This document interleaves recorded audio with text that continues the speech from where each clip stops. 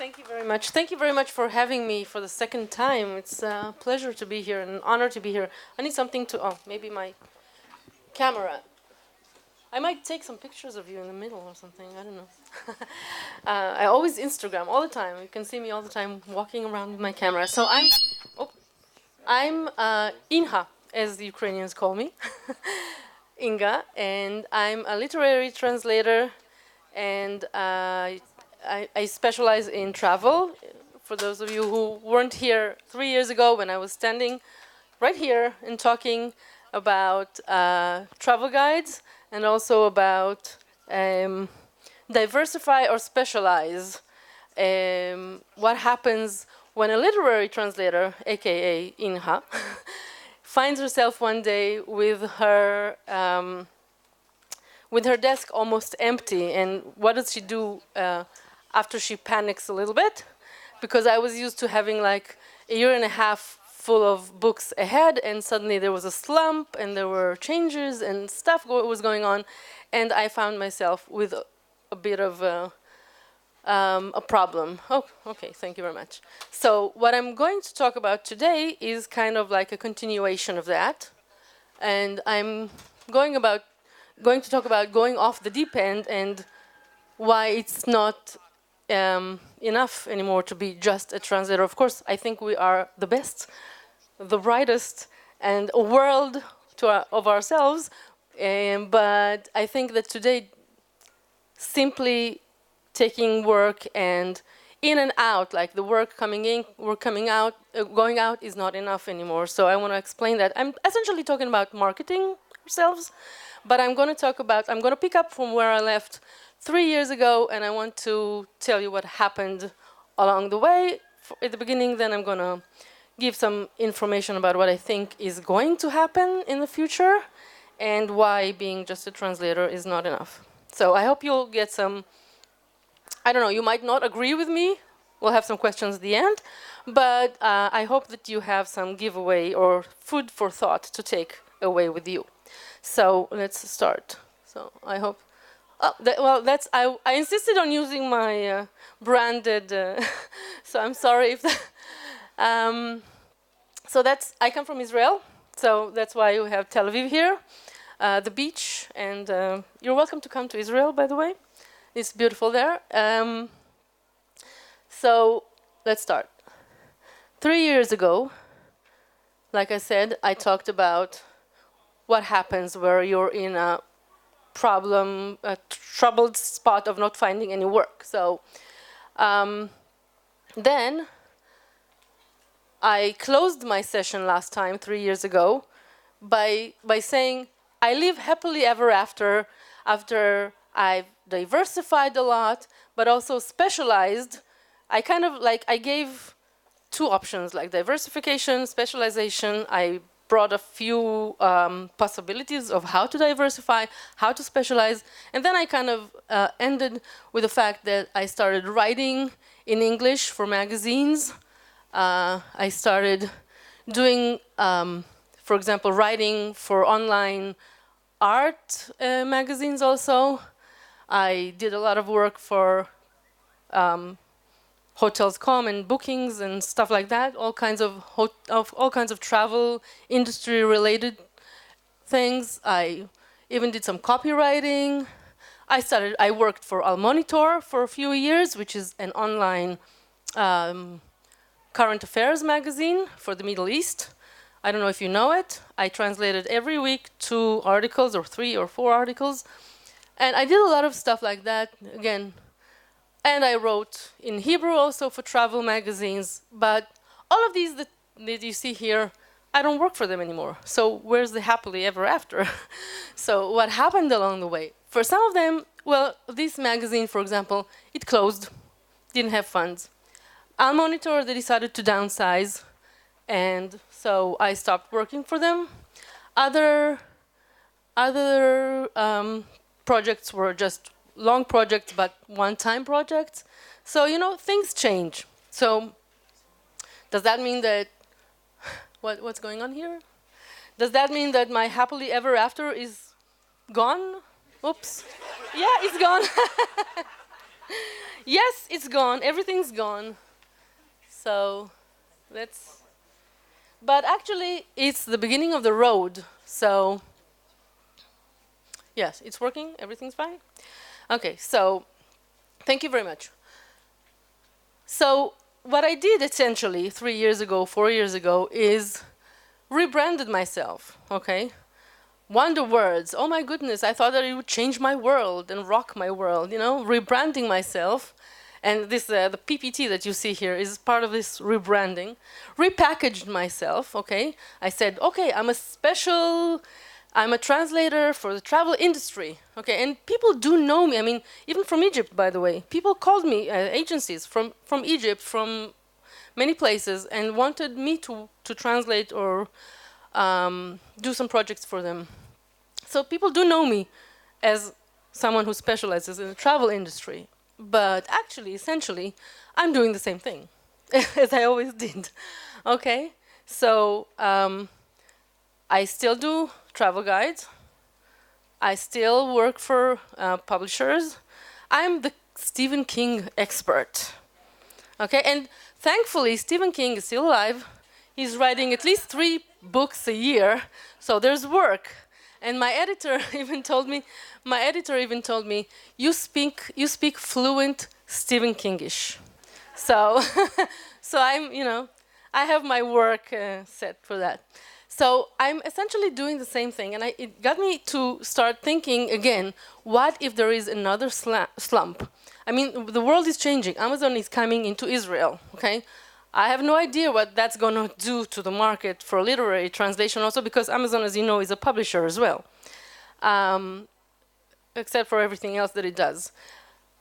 I know some big publishers that have downsized, okay? And I know that my travel guides publisher is like barely floating, because this, I mean, people always ask me, who reads travel guides anymore? It's all online. So actually, we still have, every time I fly somewhere, I sit next to people who bring out a book, and it's something I translated. Okay, and oh yeah, I translated it. Oh my! And they want to take a picture with me, like I'm a big celebrity. So, so we still do it, but everything that happened in the last 3 years got me thinking about what's going to happen next. Where is our industry going? Now, I don't know how many of you do something similar to what I do. So how many people here do like literary translation or something similar to that? Just 1, 2, 3, 4, 5? Okay, so most of you may be doing, I don't know, technical stuff? Yes, technical? I don't know, financial? Maybe? Yes? Okay. Yes, well, when I was diversifying, a friend of mine said, you know, you have like great skills. Maybe you can be a financial translator. And he gave me like 2 pages to do as an exercise. And after checking those 2 pages, he said, keep your day job. Don't do financial translation. I have no idea what, you know, they're talking about. I don't know, like technical, it's just Japanese or Greek or Chinese or whatever. Okay, so I applaud you for doing that, but it's not my thing. So I was starting to think, okay, what's going to happen next? Essentially, like I said, I'm doing the same thing. So I might be speaking Kingish, but it may not be for a long time. So what's going to happen? So let's move on. Being stuck in a rut. I love my job. I'm sure most of you do, right? Otherwise you wouldn't be here. I love my job, and still I like to reinvent myself every few years. I started out as being a subtitler. I found out there's no money in it. I moved on. I'm always trying to reinvent myself and do something else. And I think it's very important.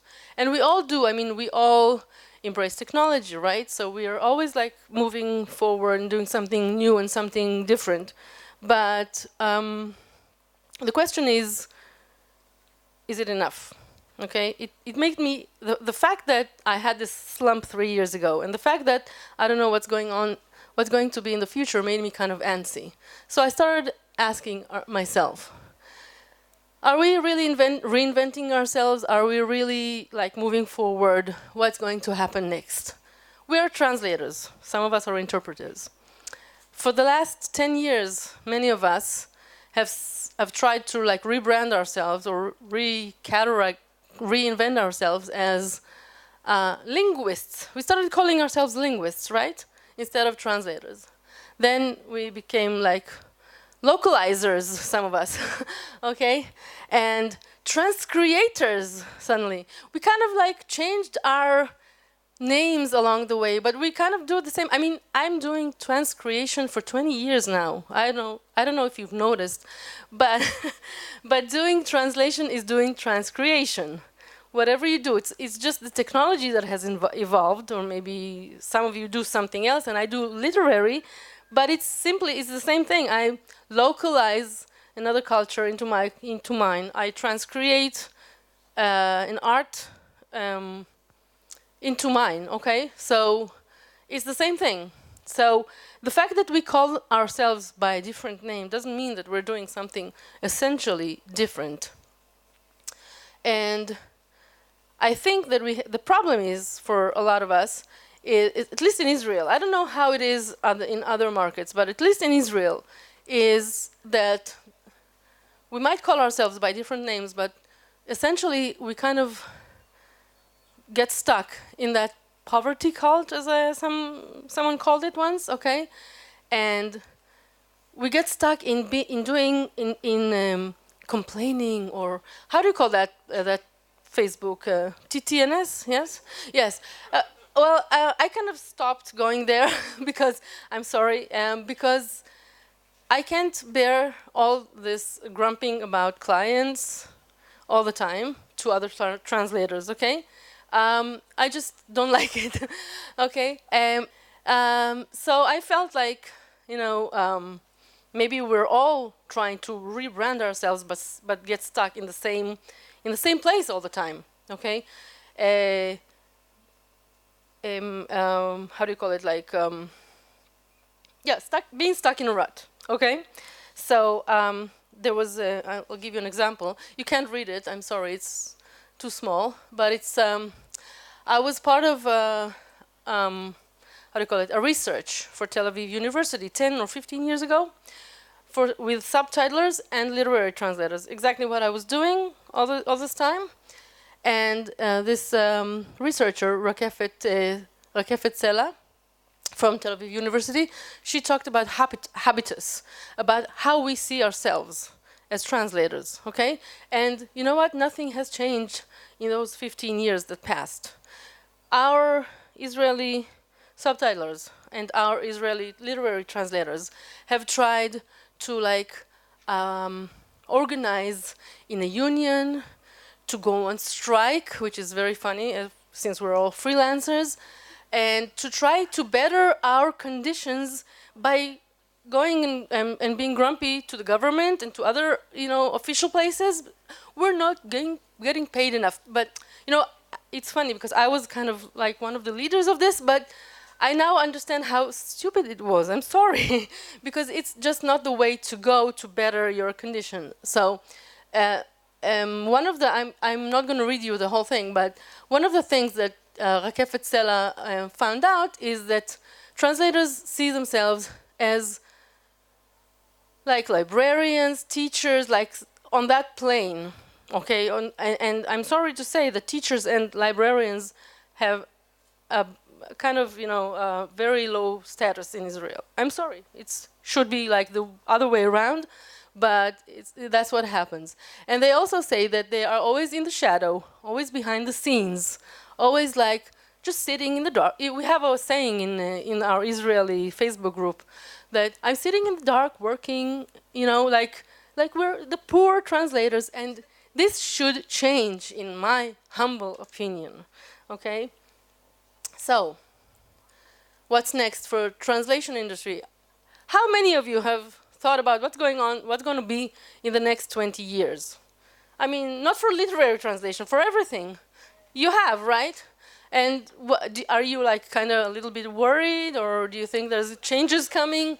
Okay, there's tons of articles on the internet about the future of translation and rage against the machine because they think that Google Translate or whatever is going to replace us. Well, it's going to replace certain technical aspects of the work, probably, but I don't think it's going to replace the creative part of what we do. So in that sense, there's nothing to worry about. But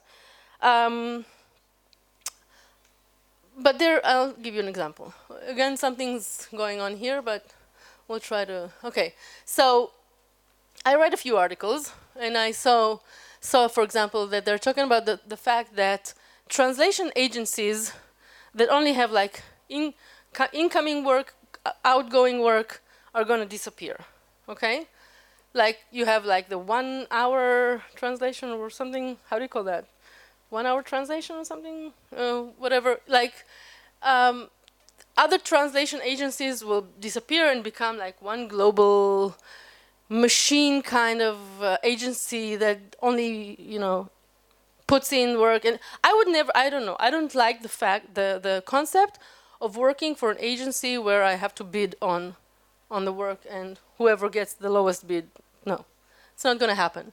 So they're talking about the fact that premium translators are going to stay like relevant. But who are premium translators? Okay, are we premium translators? We all think we are. Okay, of course. But what are we doing to keep relevant, to stay relevant and to keep being premium translators? Again, I don't know how it goes, how it's in Ukraine or something, but in Israel, for example, I talked about it with Sam yesterday. He knows an Israeli translator, and you called him like low profile, right? You said he doesn't go to CPD, he doesn't go to conferences, probably doesn't have a blog. I don't know, maybe he does. Like he's very low key. He's good, but he's low key, so nobody kind of like probably. He's not like making waves in the industry. He's one of the best translators. He's one of, okay. But he's okay, all right. But again, is that enough? Being the best? No, I don't know. I think that in our day and age, maybe not. Maybe even appearances is like more important, okay? Most Israeli translators always tell me, like, how do you go to conferences? I mean, how do you do this? How do you like put yourself out there? You just have to go, and you just have to do the CPD. You just have to open a blog, start a blog. You just have to do it, okay? It's nothing like, I didn't invent the wheel, okay? We also need to learn to nurture relationships and networks. Now, what is networks and relationships in this day and age? It's online, a lot of it. It's here also. But here again, we're translators and maybe agencies sitting and talking and amongst ourselves. What I'm trying to tell you that we have to be where the clients are. So we also have to go to conferences where the clients are. For example, if I translate, I don't know, medical, okay? I will go to conferences where all the big clients for medical, all the big companies are, okay? That's what I'm trying to say, one of the things that I'm trying to say.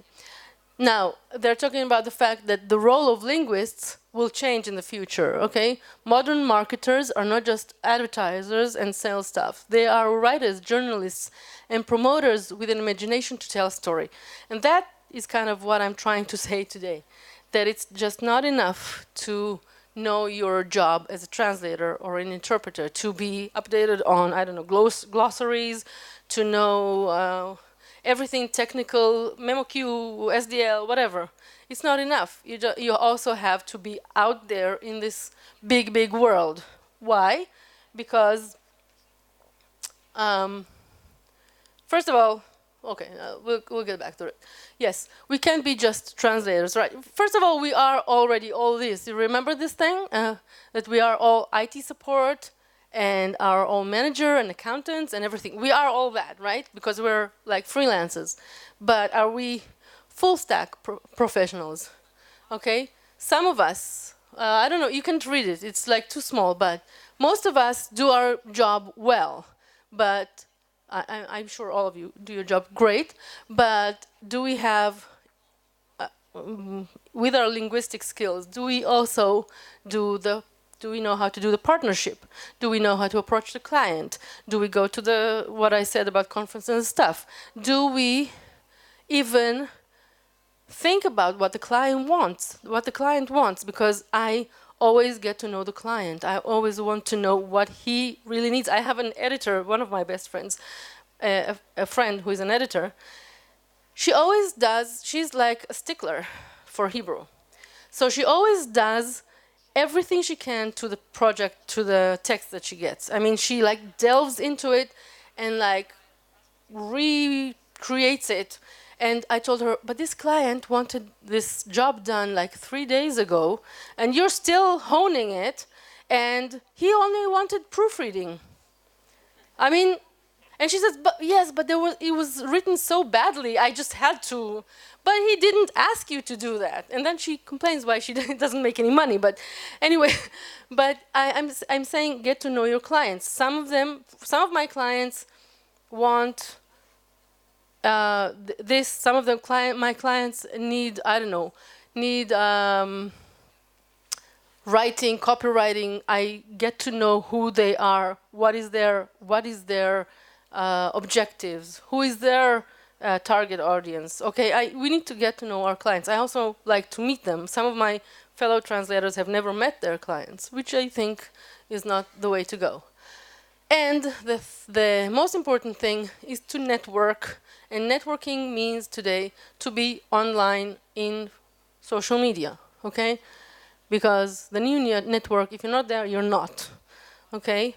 And that I think is one of the most important things. So all of this thinking got me to, okay, so when I was, last time when we were talking 3 years ago, I told you about this book that I translated, Finding Your Element by Ken Robinson. Do you know Ken Robinson?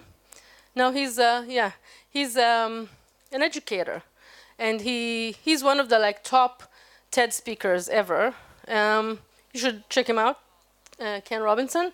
He talks about how do you find your element in primary schools. How do you the fact that our schools today don't prepare us for life and don't make us find what we're really good at, instead of like just teaching us math, blah blah blah. Okay, so finding this thing led me to think about what is my element.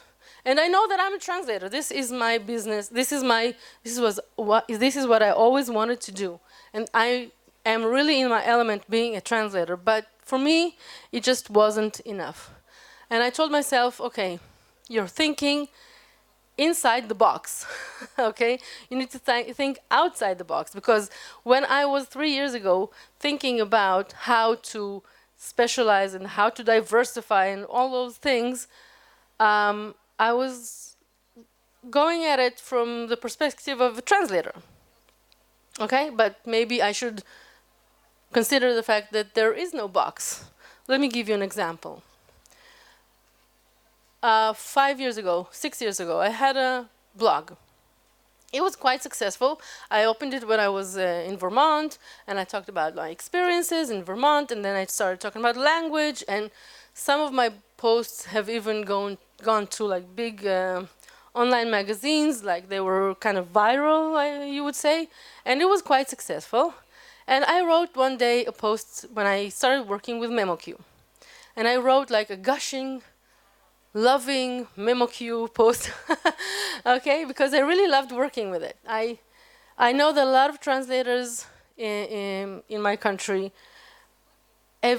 I know for a fact, in one of the conferences in Israel, one of the translators got up and said, I'm very proud of the fact that I don't use cat tools. And I was thinking, oh my goodness. I mean, how do you even want to work in the next 5 years? That was like 5 years ago. In this industry, 20 years ago, I think it was like 15 years ago, and I was a subtitler and a literary translator, remember?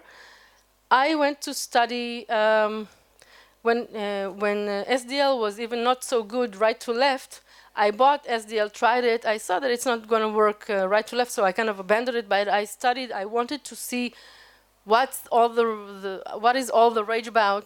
And then when I got MemoQ and I saw that it's working perfectly, and it changed my world in terms of travel guides, okay, because it's so repetitive, so that sometimes I get like 70% already done, okay, so it really changed my world, and I wrote a post about it, and I know for a fact that at least 5 translators bought MemoQ because of me, okay, a lot of them, I think it's still one of the most read posts, and I don't blog there anymore. And MemoQ, even someone from MemoQ wrote to me and said, "Oh, we love your post. Thank you very much," and blah, blah. And I was thinking the other day, when I was writing this, I should have collaborated with them, thinking outside the box. I should have, like, before writing that post or something, I should have said, "Hey, listen, I'm going to write this post. You want to be like, you can give me coupon or something code, and I can give, like, I don't know, 10% off to people or whatever, collaboration." And I'm thinking, okay, this is not translation work, but this is related. I'm not gonna like collaborate with a toothpaste company, okay? But but this is MemoQ. So I'm thinking that we should think outside the box, and I'll get to that. We should really think about how we can profit from this world, not just as a translator, okay? And I'm not talking about profit like money only. I'm talking about becoming a name, okay? Let's move on. Okay, so this is not animated, but as you can see, Refaeli, okay, who is a Israeli supermodel or whatever, but I'll get to her. When I was thinking about what I can do and thinking about finding my element based on Ken Robinson's book, I was thinking, what am I good at, okay? And I came up with creative translation, that's my forte, travel writing, okay, that's what I love to do. Public speaking, I can speak, okay? I can be like a public speaker. I was invited a year ago maybe. They told me, why don't you suggest a few workshops and a few, I don't know, presentations for the library system in Israel, come speak in library. I mean, my translations are very, they're very high demand. So why don't I come and speak about it? And I was just thinking the other day that I haven't still done it. I mean, I could have become a public speaker in Israeli libraries, which is a nice way to get them to know me even more. So I was thinking about that, and then this year, when I was at a travel show in Israel, I was talking to them. I was talking to this company, and I told them, I'm great in. I write for this magazine, and I'm also a translator, and I specialize in translation for the industry, for the travel industry, and all they wanted to know was, how many people do you have on Instagram? That's what was important for them, okay? So I told them, and I realized that how much I still need to be out there and think outside the box of just being a translator and churning work, okay? And I started thinking about Refaeli, not really about her. For example, I don't know, Kim Kardashian or whatever, I don't know, whatever you want to think about. Once in the 80s or 90s, a top model, okay, was someone who just walked on a runway, okay? Nowadays, to be a top model or to be like out there, you can't just be walking on a runway. You have to be a presenter, a hostess or host in TV shows, a line of clothes for yourself. I don't know, Refaeli, she has a line of shades, okay? All kinds of stuff, okay? We call it in Hebrew, being a talent. It's in Hebrew, right? A talent. A talent is someone who has a lot of talents, okay? It's simply not enough to be like one to have a one niche or to be just a translator. I was thinking about why don't we become content creators instead of just translators? Why don't we put out more of our content out there? Okay, and I don't like the word influencer that Instagram is like all about. Okay, I don't like that word because it's become like it has a bad reputation. But why don't we become creators? Why don't we step outside the box? Because I think it's a new dawn, it's a new day. And let me give you another example of thinking outside the box. Why do we still charge by the word? Do you still charge by the word? No. Yeah? No, Nigel, no? Yes? A lot of you? Why do we still charge by the word? It's good? Well, I'm glad you have a very good rate. For my older clients, not older, but veteran clients, I still have to charge the way I did because, well, that's the literary side of, in Israel, we charge by the galley sheet, which is essentially like the word, okay? But for new clients, I don't think I should charge by the word because, like, you see here, don't know if you can see this. This is from Instagram. If I do a job in 30 minutes, it's because I spent 10 years learning how to do that in 30 minutes. So you owe me for the years, not for the minutes. So I was thinking about why do we charge by the word? So we did 500 words. It's not that we did just the 500 words. Maybe we thought about it for a long time. I don't know, because if I do copywriting, for example, I cannot charge by the word. So I either charge by the hour, or if it's a client for translation, I charge by the source word because the source words in English is 20% more than Hebrew. So I go for the higher, and and my clients want to know what's the price that you're asking for. They don't want, it's going to be 20, I don't know, 30 cents or whatever you want to say. 30 cents and times 1,500 words. No, they don't want to do the math. They want to know how much it's going to cost them. So I just do the math myself. I add a little bit just for the time or whatever I need, the expertise that I need for that work, and I charge like that. And I think that we should start thinking about that we're not just translators. We have years of expertise, okay? We have so much to give beyond the churning of the work, okay? And that I think that we should also become, on the one hand, entrepreneurs and creators. Like I said, entrepreneurs because I was thinking about collaborating with MemoQ, and creators because I think we need to be out there and show our stuff to the world and be where the clients are, and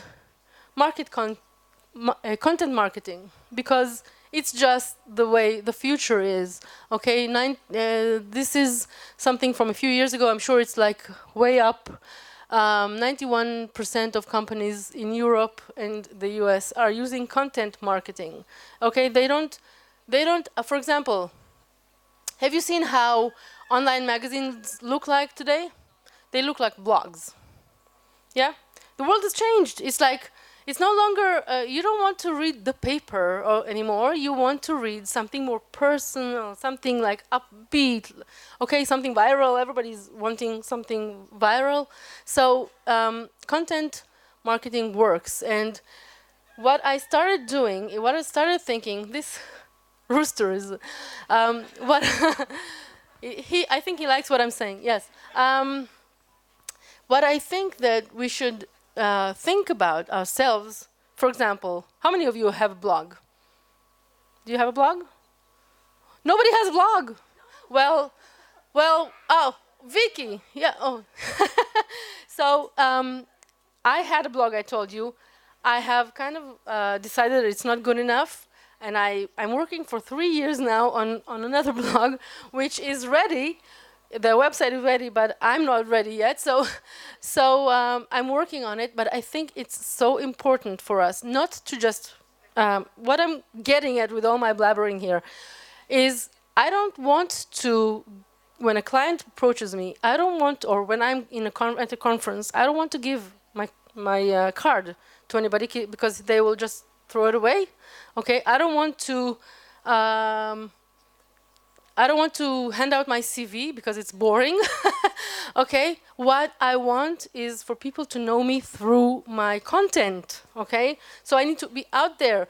For me, as a travel writer, a translator, someone who travels the world a lot, okay, Instagram is the best. Okay, it's the future. For you, it might be a blog. For some other people, it might be LinkedIn. Who told me about LinkedIn today? I think Yara. Yes. For some of you, it might be LinkedIn. I asked Yara, okay, you have a LinkedIn. Do you use it? She said no.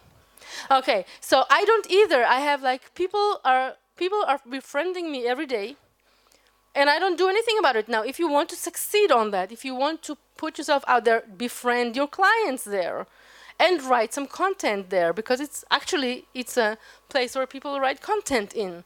Okay? So what I'm saying is I don't want to hard sell anybody because it doesn't work for me anyways.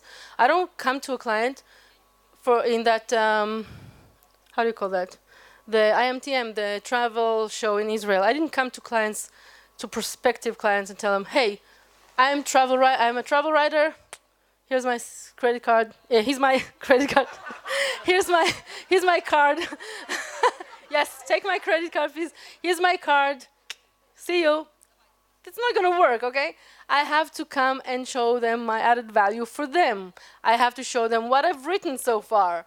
What am I good at? What my accomplishments are? Okay, and maybe somewhere down the road they will hire me. Okay, and actually, yes, they do. Actually, I just came back from a fabulous vacation in Thailand, which was like, oh my God, and I wrote about it for a travel magazine. So sometimes it works. So we should market our brand subtly, not hard sell, and we should engage our clients long term, and that is content marketing. That's what I'm trying to get at, okay?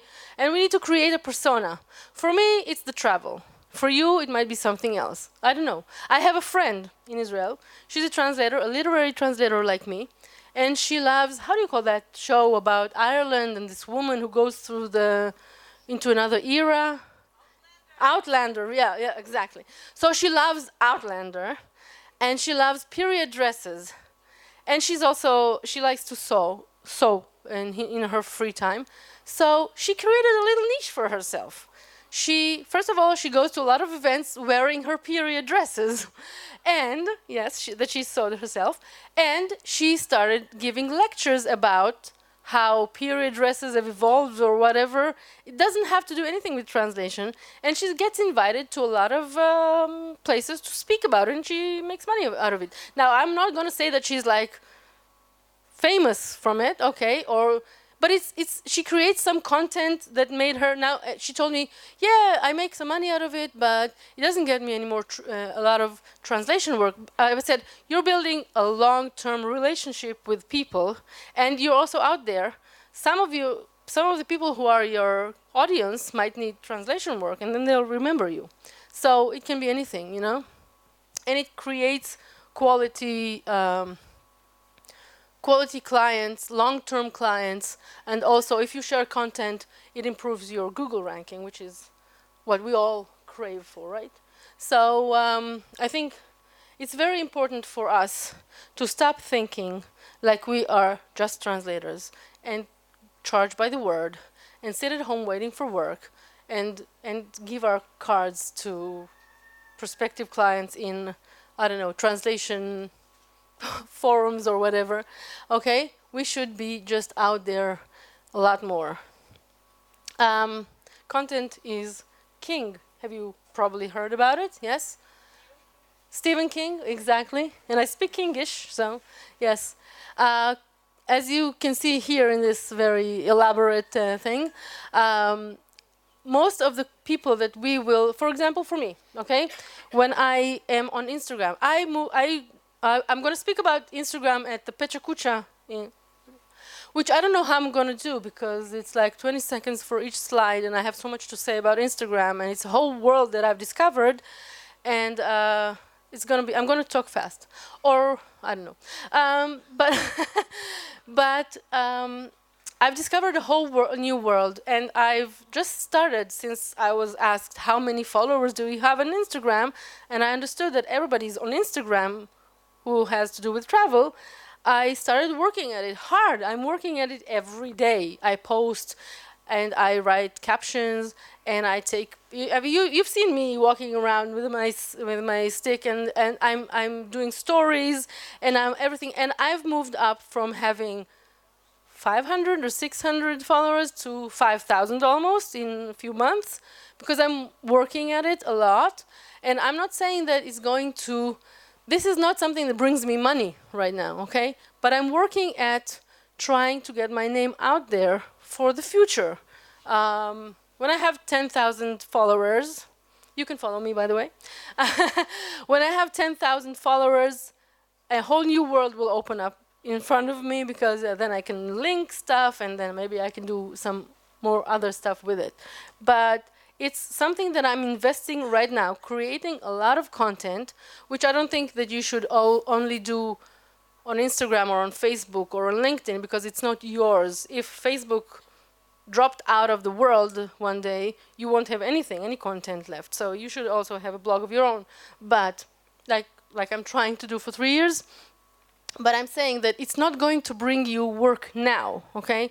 Some of this stuff, the content writing, the content marketing, it's not money that is now for you to make, okay?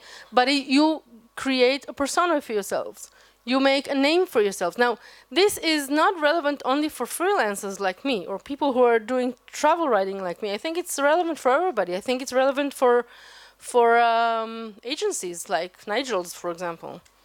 I think it's relevant to have more content. I don't know what you're doing in terms of content creating, but yes, but I think that it's relevant for everybody to be more out there in the World Wide Web.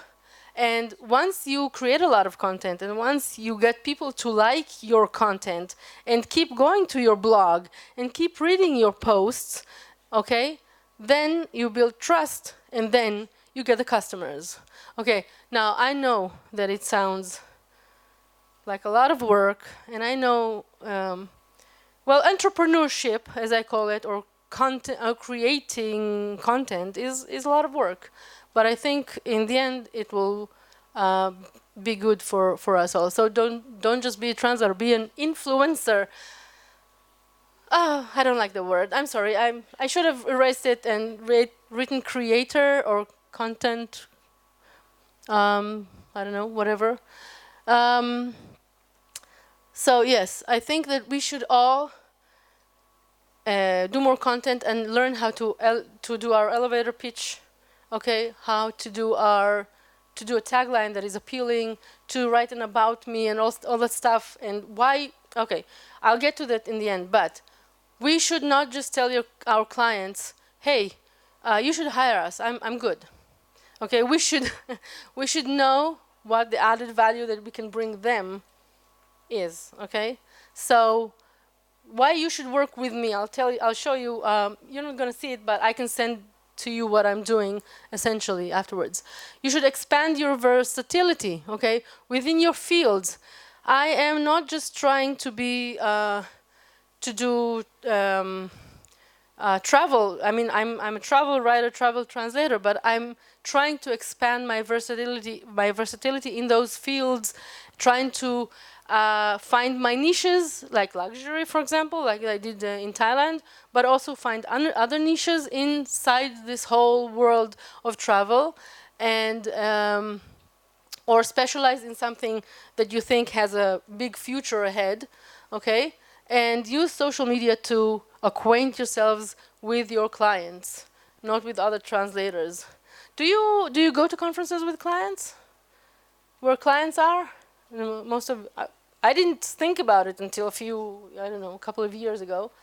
Okay, that's why I'm going to a lot of travel shows right now, because I think that's where my clients are. Okay, and That's what I'm getting at.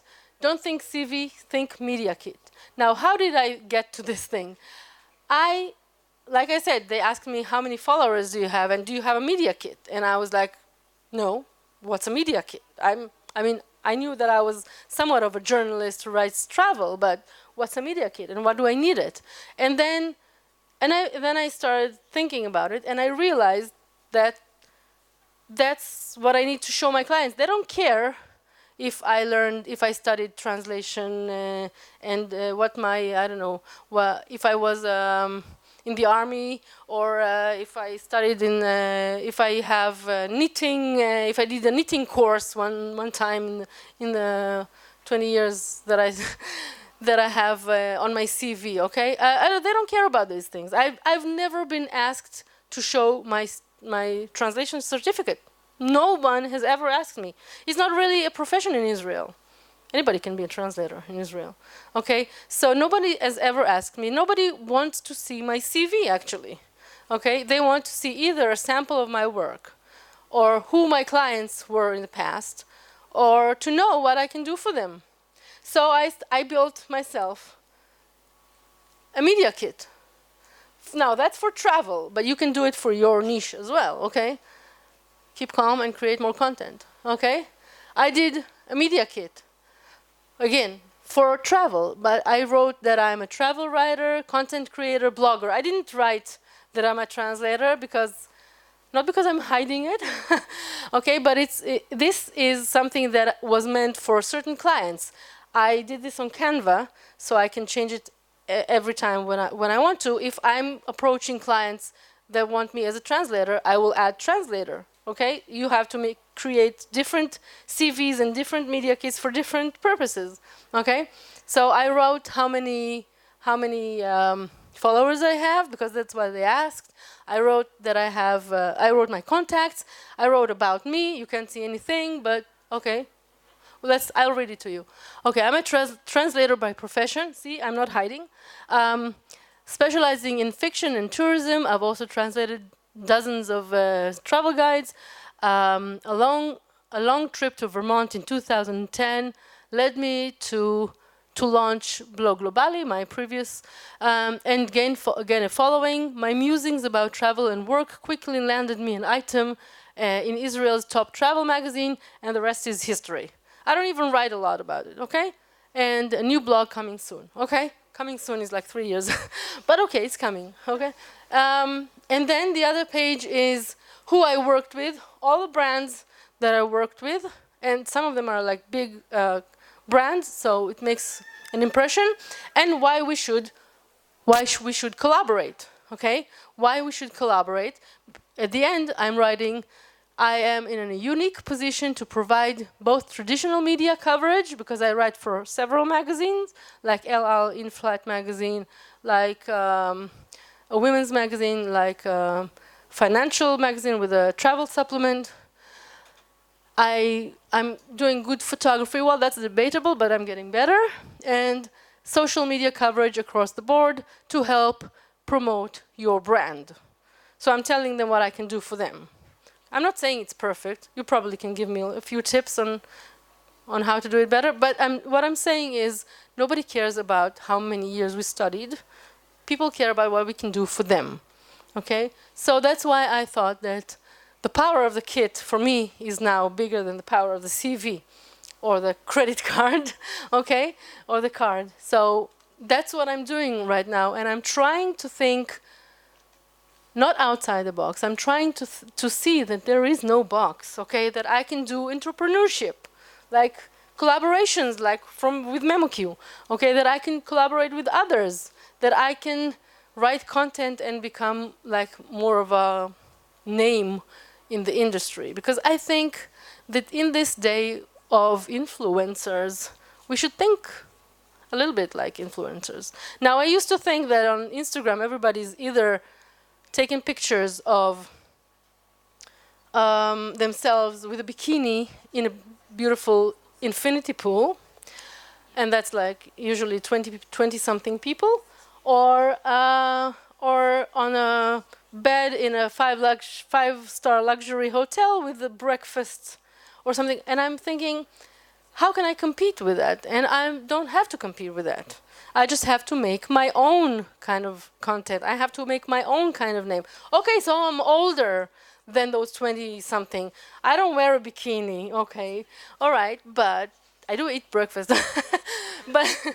but I don't have to compete with anybody. I make my own content. I'll talk to you about that in the Pecha Kucha. And I'm trying to get myself out there so people will know me and that people will come to me to ask me to get their name and get their brand and promote their brand out there. So I don't know what you can take from that as if you're doing like technical translation or something like that, but I'm sure that you can. I'm sure that there are clients that you can find. I'm sure that you can write content about what you're doing. It doesn't have to be glamorous as a travel in 5 luxury hotels, 5 stars, but it can be, you can write about the work, you can write about the behind the scenes of your work, you can write about anything, and you can promote it to your clients, not to other translators, not to other family members or whatever, okay? Promote it to your clients. And it's a lot of hard work, I know. But I think it's worth it. So thank you very much. If you have any questions that you want to... first of all, follow me on IG, on Instagram. Don't forget. And yes, thank you. Another follower. Getting me closer to 10,000. And if you have any questions, then you're welcome to ask. Thank you. Thank you very much. Anybody? No questions? Yes. Yeah. Just a comment. I mean, Ah. I'm not literary. 1 minute, please. Mike. We have to wait till we can get a microphone Okay. so that the interpreters can... So can I take a picture with you guys? Okay, question, guys. A mic for the questions. Here you are. Yes. Eta. Yeah. I'm not a literary translator, but I have translated a couple of books, and it takes a long time. Oh yeah. Yeah. So it seems like you have more than 24 hours a day. That's what Becau- people tell me. Yeah. That's what people tell me. But I think that, well, as a translator, putting aside all the travel things and stuff, as a translator, you have to be two things. You have to be good and you have to be fast to make money. Okay, especially in Israel. I don't know how it is, but yeah,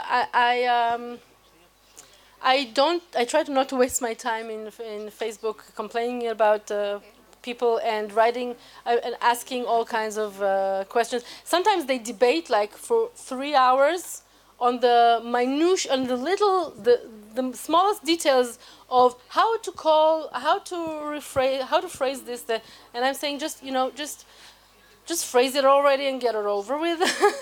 Okay, I mean, I am quite fast in translation, but I think that I work a lot, but For example, if you Yeah. get a book of 350 pages, yes.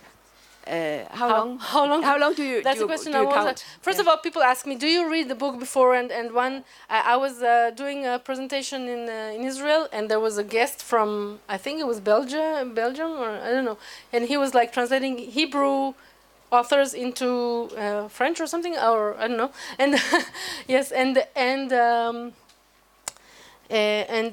he asked me, "Do you read the books beforehand?" And he was like, I said no, and he was like, "Oh my God!" And I said, "Listen, I'm doing Stephen King. Sometimes he writes 1,000 pages. If I read the book before, and afterwards I do a translation, and afterwards I check my work and go over it again and answer all the questions. I'm gonna read it like 5 times. I don't have time or energy for that, so I don't read the books. But we have computers, thank God, so I can always go back and change stuff. I had one book where I did 300 pages. I got to the last 2 pages, and I found out that my hero is a heroine. On the last 2 pages, that was the whole thing. That was the whole thriller kind of, in the last 2 pages. And I'm, oh my God, because in Hebrew, everything is like the pronouns, it all changes, and now I have to go all the way back all the book and change it in a way where it's neutral, where you can't know if it's what the gender is. And that was really hard work, but we did it, and I got a review saying that Inga did a great job because you will get to the end and it will be like a revelation. So yeah, so that's, but yes, some of you I have a very good friend who would never translate a book. She likes small projects, and I'm the other way around. I hate small projects. Whenever somebody tells me, Nigel, you're yeah, no, you're like the exception. I love working on your small projects. Yes, I dodged the yes. I don't like small projects. I think it's like too much overhead. I don't know. I like the long-winded one, but but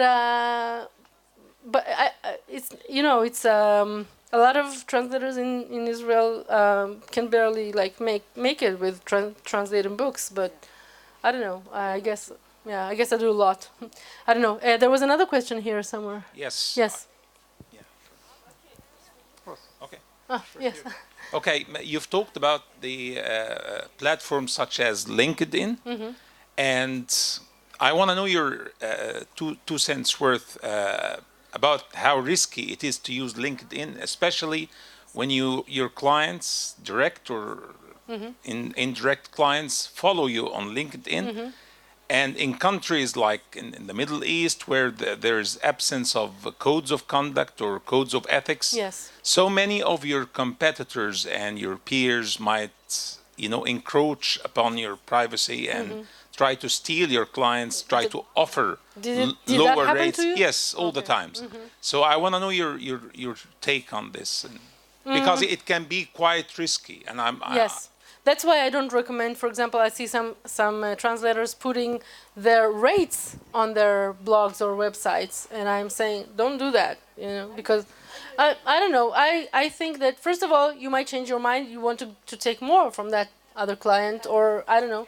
So but I think that sometimes, what Sam said, that sometimes it may create like an environment of, then your competitors will lower the price or something. Yes, so I don't know especially about LinkedIn, how does exactly this competition is, because I'm not there so much, but I would say that there's competition everywhere. You just have to be like better and show yourself as, like, for example, there's always someone who will suggest a lower price than you. For example, I was approached by someone who asked me to do a whole website writing for her. She's a travel agent, and she did a whole new website. And I gave her a price that she thought it was too high. So I don't, I know that there's competition who will do it. I even gave her 3 names of people who will probably ask for less than me. There's always competition. So do you feel like you need to compete all the time with them, or maybe just you have your name, you have your clients, everybody knows you because of conferences that you do. You have like an added value, I think. So I'm not sure if you need to compete with these lower prices. I don't know. Yes. Oh, sorry. Yes. First of all, thank you for your presentation. It really gives idea for thinking. And I want to know your opinion about such subjects as, for example, I'm the technical translator. Yeah. So just my blog, just on my account in Instagram, it should be about what? About engines, mechanism, about different details, spare parts. Is it interesting for the audience? That's what I'm talking about in my Pecha Kucha. I think that it shouldn't be about work only, and it shouldn't be also a hard sale. I will give an example. I hope that I can make everything in that 6 minutes, but I will give an example of someone who has great photos of like her desk or something, like behind the scenes. But then instead of a caption, she always writes, "If you need a translation, call me," and gives her. But that's hard sell. nobody's going to call you because of one photo of your desk, okay? So you don't need to post only only mechanical parts or whatever, okay? You are a persona, okay? You have other, I mean, you will write in your bio that you are translation, technical translation, blah blah blah, and then in your stories or in your or on your posts, you will write something about behind the scenes of your work, something about your passions. You probably have other passions. I don't know. You can be a saxophone player, whatever. You know, you can. You don't. It doesn't have to be only work, because none of us is only work. Okay, this is not who we are. We are like a whole round, like that girl that I was talking about that loves the dresses, period dresses. That's something that got an attention outside of her milieu of translation, and she has even a Facebook group of, I don't know, like 2,000 period dresses loving women. Okay, so you can do something else. I don't post only about translation or And just for really for coming here, yes. just I had a little research in the Instagram for all kinds of translation services, Yes. etc. And I was looking for translation agency. Yes. How do they represent themselves? And I found very few good ideas. One of the translation agency just was informing me about different passports they have translated. All passports of the world, they were translated for. Okay. It just. But why are you looking only for translation agencies? I mean, I don't know who your prospective clients are, but they're not just translation agencies. Yeah. Maybe you can. I have no idea about technical. I'm sorry, but for example, a translator who knows a lot about style and fashion and cosmetic. Oh, you can be a cosmetic translator, for example. You don't go looking for your Instagram for translation agencies. You go looking for the cosmetic companies. You start following them. You start engaging and writing to them. Oh, I like this picture. Oh, this, and writing them DMs and building like some kind of rapport with them, and maybe they will become your clients. Okay, you don't settle for only the translation agencies. There are not that many translation agencies on Instagram. Apparently, we're not that interesting. I'm sorry, but there are a lot of clients on Instagram. So I don't know, like who can be your clients on Instagram that you can. I once wrote the copy, or maybe I translated. Yes, I translated a whole like booklet for a company that makes inflammable material clothes. That's not my niche at all, but I don't know if someone of you. I'm sure that they have an Instagram account. If I wanted to like work with them, I can like just start following them. And first of all, just following, commenting, and then selling myself. I don't know. You have to think like outside the box. Yes. Yeah. Yes. If I can comment on this thing with technical engines and mechanisms shown on Instagram, I would vote for that. Because I've seen a couple of blogs, actually on Facebook, not on Instagram, but these blogs are maintained by very talented SMM professionals who write just two cases. Two examples are, one of them writes for a company that manufactures all kinds of railroad equipment, and the other one writes for a diner, for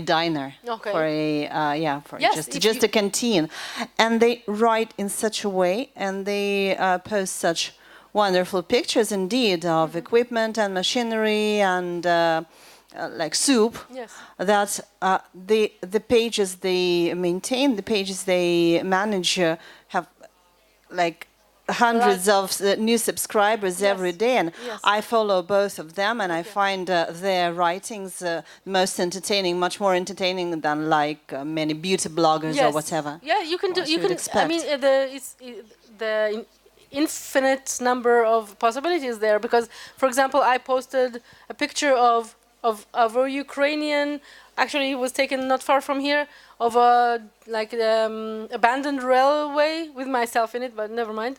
I'm trying to learn to take pictures of myself also, which I always found embarrassing, but I'm trying.